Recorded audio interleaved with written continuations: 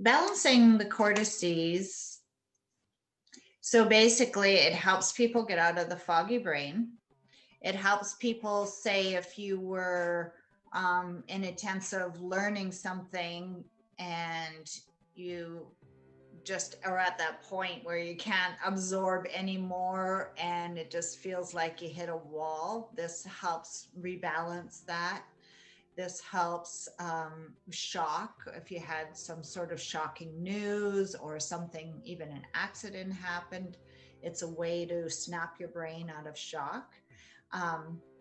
I do believe it's going to help with triggers and just resetting that brain. Like you say, if you have an incident or an experience where all of a sudden you're like, oh my God, it throws you right back into a feeling from a past experience, and all of those emotions, whatever it is, anxiety, sadness, anger, whatever it is, arise, then this is a way to just reset the brain, because it's almost like a misfiring in your neurons in your brain when triggers happen, where it's just not able to go back into a normal pattern, and so we get stuck in there a little bit.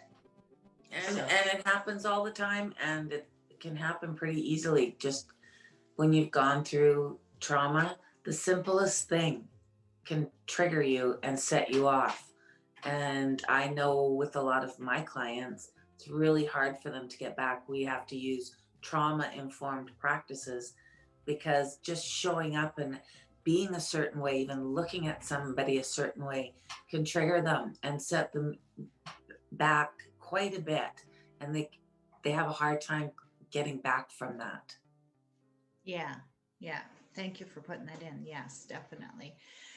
So I've learned this one through Body Talk, and it's called Balancing Your Cortices, which is balancing, and we start at the back of the brain and we just work our way all the way up to the top, and then we balance both sides. And while we're doing that, we're doing some breath work, and we're tapping on the top of the head, and we're tapping on the thymus, which is the higher heart, which is like we talked about on our show. Sometimes I talk about the heart and the electromagneticness of the heart. So this is sort of what they would call the higher heart, so the smart body heart. So when we tap on that, we're rebalancing this and this, and then as well as the brain. So because that's part of our brain as well, isn't it?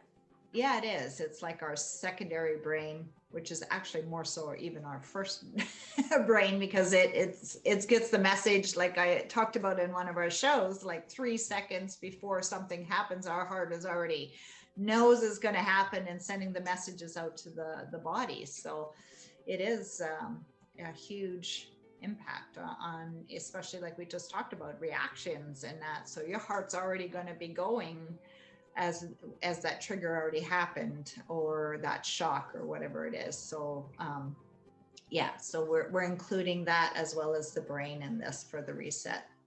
So if everybody wants to do this with Chris and I, let me just fix my thing so I can sit up straight here. And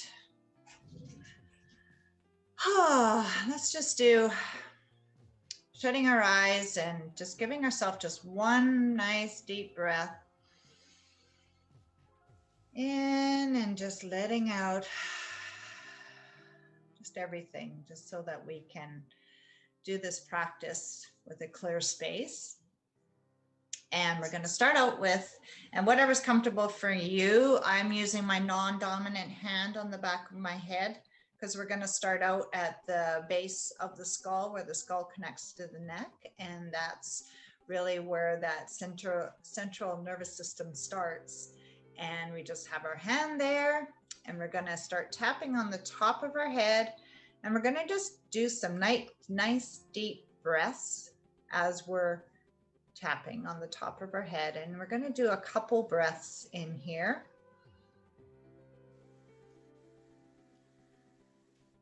One more.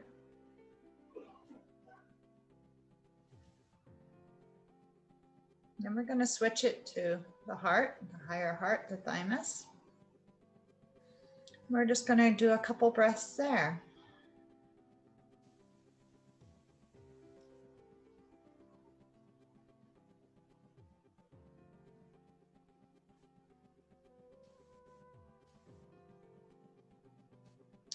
Back to the top of the head. Another nice deep breath in and out.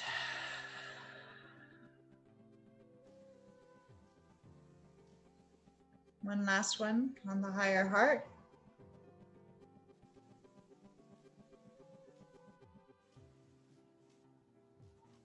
Now we're going to move our hand up, and I'll just turn my chair so you can kind of see where my hand ended off here.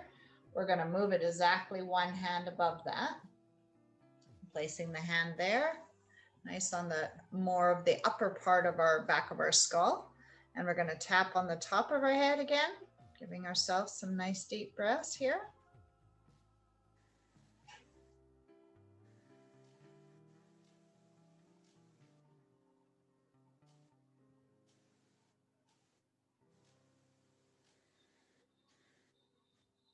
Now we're going to do it on the heart again. Just notice anything you notice. Maybe you're able to take a little bit of a deeper breath in. Maybe you just feel like you're able to just let go with your thoughts a little bit more. Whatever it is, it doesn't matter, just noticing. I'm going to bring it back up now to the top of the head again. And back down to the heart, higher heart. One last time.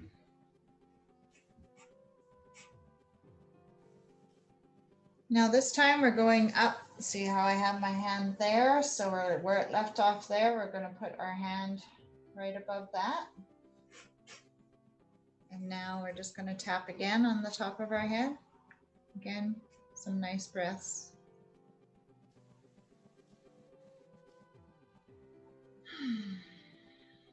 I'm starting to feel just that relaxation a bit more in the body now. Easier to take a breath. I'm going to bring it down to our higher heart. It's tapping on there.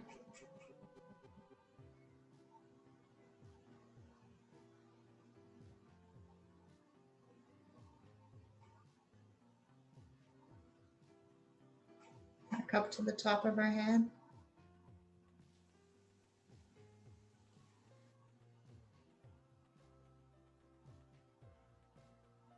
One last time down to the higher heart.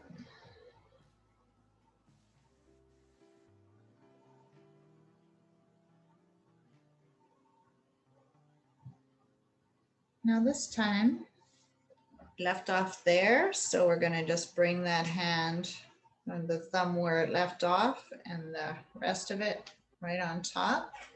Now you either can tap just behind your hand, or depending on where you're at, if you're at right on your hand, just you can tap on your hand.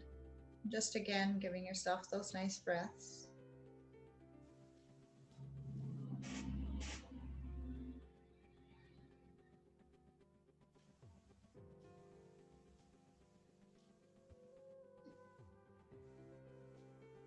I'm going to bring it down to the heart again.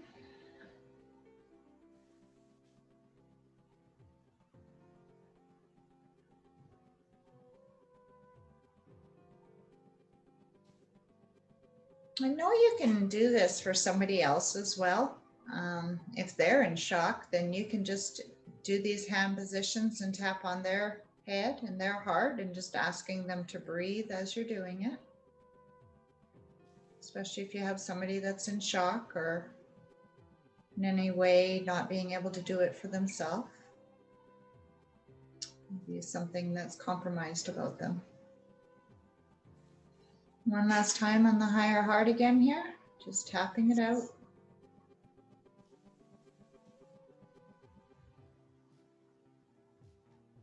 Now this time, I'm going to move my hair a bit. We're going to cover the forehead, right across your eyebrows. Take my glasses off for this. Just kind of almost eye level, depending on where your hand's at. I don't know how big the hand is, but anyway, this is our intent of just covering that frontal part of the brain. Now the back of the brain, as we're tapping this, I just want to bring in is sort of called the reptilian part of the brain, and that's our fight or flight. But this front part of our brain is our intuition. It's our, what they would call our third eye. It's connected to the pineal gland. It's where our clear thinking comes from. Our spirituality, in a way, our wisdom. So when we're tapping this out, we're just connecting to that piece of us that is connected to so much more, infinite wisdom. Talked about that energetic field that surrounds us, that has all the information, all the connection, the entanglement. Knowing that we're connecting to this part of our brain, and tapping that out. Back to the top of the head there. And then one more time on the heart.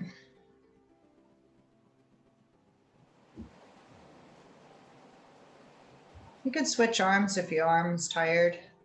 No problem there. Doesn't have to be any rocket science to it here.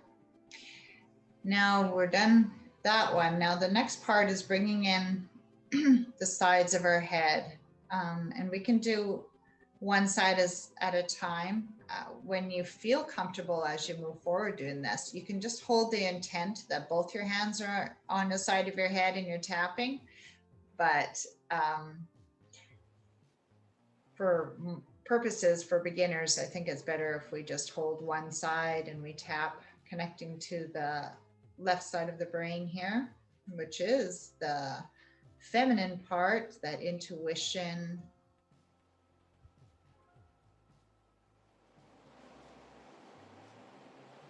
receiving, receptivity. We're going to bring our hand down and tap the heart again.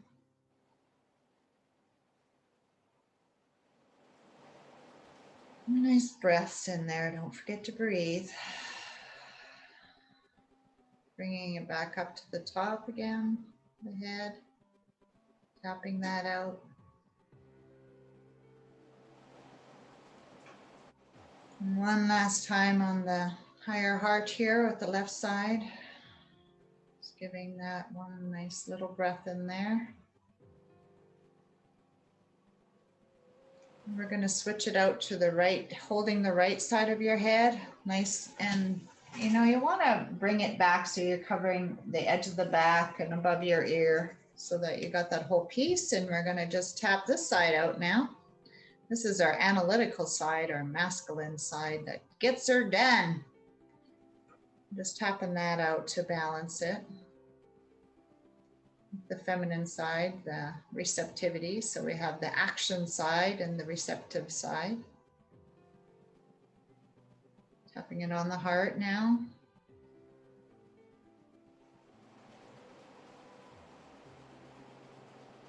One last cycle through on the top of the head, remembering to give yourself a couple breaths.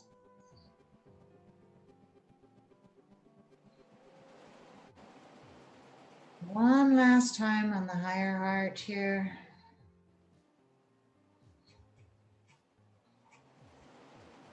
Now I just want you to drop your arms down and just let everything settle.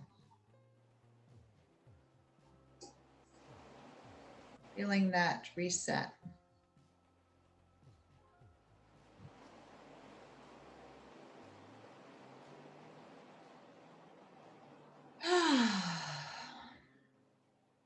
All right. How do you feel? How did that feel for you, Chris? Good. My arm got tired. Yeah. Yeah. And that's okay to switch it, right? Like it is a bit of a process. That's what I was wondering. Are we? Yeah. Yeah. Yeah. No, there's no hard, fast rules to it. Your arm's tired. You can put it down. Like I said, you can even hold that intent of holding both your hands are on one side and you're tapping it out, but you're connecting both sides. That way is all right too. But the beginning, I kind of like to separate it because really you're connecting to the left side of the brain and then you're connecting to the right, and they are two different hemispheres. But yeah. So that's balancing your cortices, and that's going to help on people that even if they're on a break at work, or maybe they have a second job, or I know my daughter, she does a night shift, and having to drive home after a night shift and be alert. This is a great practice to just balance your brain and be able to be alert for driving or for whatever you need, as well as, like I said, the triggers and calming that nervous system down. I feel like a nap. Relaxed. I feel nice and relaxed. My gut's relaxed. My brain's relaxed. Yeah. So that's a simple, easy thing to do, and and you can do for others. So. And Any when questions? you talk, I do. So when you talk about the thalamus as being the heart, and so isn't part of our brain like the hypothalamus as well? Yeah, it has. I think that's the back part of the brain there. So, yeah. Right. So is that part of the tapping, connecting? Is that what? Well, I was just curious if that's a connection. The thymus is, and there's the hypothalamus. So you're right. They are two glands. And because I'm not sure, I would have to probably do a little bit of research into this to be able to give you a well-educated answer on it, so that I make sure that I'm not misdirecting anybody. But the one thing I do know is the thymus is the higher heart. It's the energetic heart, more so than just the beating, the physical heart of us. It's the energetic heart. And I read up about it and it was actually really interesting. The thymus is at its full full capacity, full functioning at about 18 years old. And and I think it's also part of maybe balancing hormones, but as we get older in life, it actually shrivels down to nothing. It's not even really, it's like a plum. It's all shrunk up and not really doing anything. But energetically, it's doing a lot for the body, because like we mentioned, the body is pure energy. And so it is a big part of the energetic makeup of our body is the thymus. But I was quite surprised when I read about it, and I was like, what? It like shrivels down and basically to nothing. And wow, it was quite interesting. So very interesting. Yeah. So that's it. Any other thing that comes up? Perfect. Yeah. I think this is something that everybody can do, like you said, if you're at work and you're stressed, or even before you go into your house and your family after a long day at work or doing what you're doing. Yeah, actually that's a great idea. It's being able to reset from the day and not bring your day home to your family. That's hugely important. So yeah, it's a great Thank you. You're welcome.